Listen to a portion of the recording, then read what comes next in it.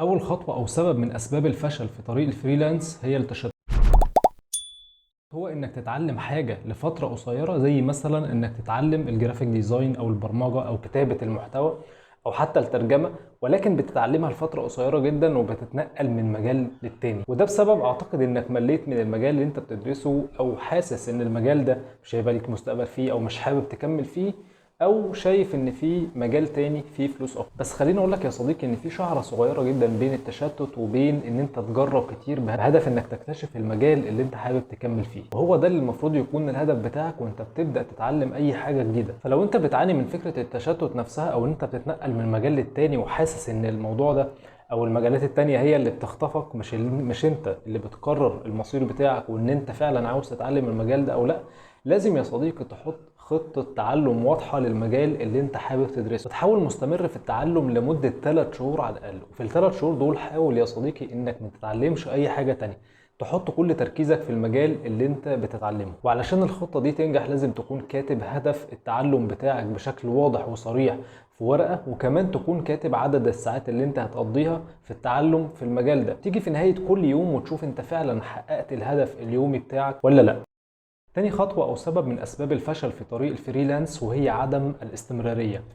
وعدم الاستمرارية هنا معناه إنك حاولت تعمل كل حاجة في مجال الفريلانس، إنك تجيب أول شغلانة ليك وللأسف ما جبتهاش. هنا بيحصل لك إحباط وبيخليك توقف عن الشغل أو بيخليك توقف عن الفكرة ككل. زي مثلا إنك ظبطت البورتفوليو بتاعك بشكل كويس جدا وبدأت تنزل خدماتك على موقع خمسات دوت كوم، وزي انك بدأت تقدم على شغلانات اللي بتنزل على مواقع او منصات زي منصة مستقل او ابورك او فريلانسر دوت كوم. لكن بعد فترة قصيرة من المحاولات دي بتدخل في مرحلة احباط، وبالتالي بتوقف اللي انت بتعمله لانك مش لاقي اي نتيجة من اللي انت بتعمله. ودي يا صديقي من اخطر الحاجات اللي ممكن تحصل وانت شغال، لانها كفيلة انها تخليك توقف عن اي حاجة بتعملها في مجال فريلانس، او تخليك توقف عن اي حاجة بتعملها عموما. ونصيحتي ليك في الموضوع ده، وصدقني بناء على تجربة شخصية، هي انك تطول نفسك جدا وتكون صبور في المجال ده لأبعد الحدود، لان زي ما انت عارف المجال ده بقى فيه منافسين كتير. بس بمجرد ما هيجيلك اول شغلانة صدقني هتلاقي الشغلانات بدأت تجيلك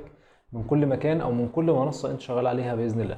انت بس لو حاطط لنفسك هدف يومي كبير جدا بتقضي فيه مهام كبيرة جدا، حاول تقسم المهام دي لمهام صغيرة، وتحول الهدف اليومي بتاعك ده لمهام بتعملها على شكل اسبوع مش في يوم واحد، علشان يخلي عندك حافز دايما انك تستمتع باللي انت بتعمله في خلال اليوم، بدل ما تكون مضغوط بمهمات كبيرة انت بتعملها في خلال اليوم. بتيجي بعد فترة قصيرة بتحس ان بعد كل المجهود ده ان للأسف مفيش اي نتيجة. وهنا المشكلة زي ما قلت ان سببها استعجال النتائج. وفي مثل عربي قديم بيقول قليل دائم خير من كثير منقطع. انا بس اضمن لك لو انت مستمر في اللي انت بتعمله ده لمدة 3 شهور على الاقل، صدقني هتجيب اول شغلانة ليك، وبعدها هتلاقي نفسك دخلت في مرحلة استقرار وبدأ الشغل يجيلك من كل حتة. تالت خطوة أو سبب من أسباب الفشل في طريق الفريلانس هو إنك تتوقف عن التعلم وتكتفي باللي أنت عارفه. حتى لو اللي أنت عارفه بيدخلك فلوس بشكل كويس دلوقتي، تدريجيا هتلاقي الفلوس دي بتبدأ تقل معاك وأنت مش عارف إيه السبب. زي ما أنت عارف الدنيا بتتطور وبتتغير من حواليك بشكل سريع جدا، والأحداث بقت فعلا سريعة، وده سبب كافي يخليك تواكب التطور ده ودايما تطور من نفسك ومن شغلك علشان تقدر تواكب الاحداث السريعه اللي بتحصل حواليك. وبما اننا هنا بنتكلم عن الفريلانس وانك ازاي تجيب اول شغلانه ليك، هفترض ان انت التعلم في مجالك ده شيء اساسي مش هنتكلم فيه، لان المفروض ان دي حاجه اساسيه انت بتتعلم كل جديد في مجالك.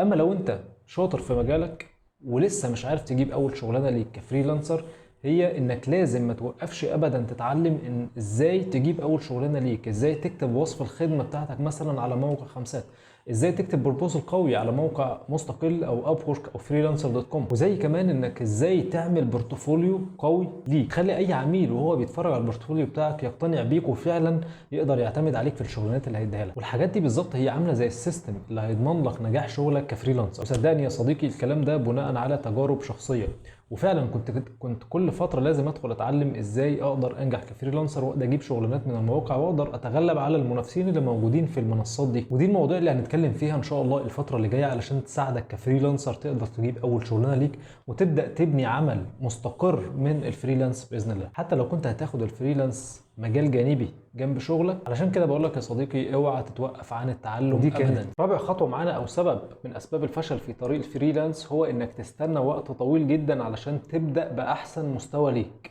وهنا يا صديقي انا بقول لك ابدا بالمتاح وطور من شغلك طول ما انت مستمر. فمثلا لو مستني تبدا لحد ما تظبط البورتفوليو بتاعك بشكل كويس جدا، صدقني عمرك ما هتبدا، لان انت كل ما تظبط حاجه في البورتفوليو دايما هتشوف ان هو ناقصه حاجه معينه، فهتفضل مستني وقت كتير جدا لحد ما غيرك اللي هو اصلا ممكن يكون بادئ معاك او بادئ بعدك بدا يسبقك في المجال ده. هنفترض مثلا ان انت لسه مبتدئ بتبدا في الفريلانس ولسه ما عندكش بورتفوليو قوي. هنا يا صديقي هقول لك انت حاول تعمل بورتفوليو افتراضي من الحاجات اللي انت بتتعلمها او من الحاجات اللي انت كنت بتنفذها وانت بتتعلم في المجال بتاعك. مثلا لو انت كنت بتتعلم جرافيك ديزاين، اكيد وانت بتتفرج على فيديوهات ازاي تصمم لوجوهات او تصمم بانر او سوشيال ميديا ديزاينز، اكيد انت كنت بتنفذ ورا الشخص اللي كان بيشرح لك ازاي تصمم الحاجات دي. الحاجات السامبلز او الحاجات اللي انت كنت بتعملها ضيفها في البورتفوليو، سواء كان لوجوهات او اي انواع من التصميمات. حتى لو انت كنت كاتب محتوى، اي قطعه محتوى انت كنت بتتدرب وانت بتكتبها، حاول تحطها في البورتفوليو وابدا ابني عليها وطور عليها وابدا اضيف في البورتفوليو بتاعك واحده واحده. اوعى تستنى ابدا ان البورتفوليو بتاعك يكون كامل 100%، لان صدقني زي ما قلت لك الكمال لوحده، وعمرك ما هتقتنع بالبورتفوليو بتاعك، وعلشان كده هتفضل مستني وقت كتير من غير ما تبدا. علشان كده بقول لك يا صديقي ابدا بالمتاح عندك، ابدا حطه في البورتفوليو بتاعك، ابدا اعمل اكونتات على منصات العمل الحر زي خمسات او مستقل او ابورك او فريلانسر.كوم، وكمل من النقطه دي لحد ما يجي لك اول شغلانه ليك كفريلانسر. ان شاء الله اول شغلانه ليك كفريلانسر بتجيلك انت بتفهم الدنيا بشكل كويس والدنيا بتبدا تبقى واضحه اكتر بالنسبه لك، وبعدها هتلاقي الشغل بدا يجيلك، متقلقش.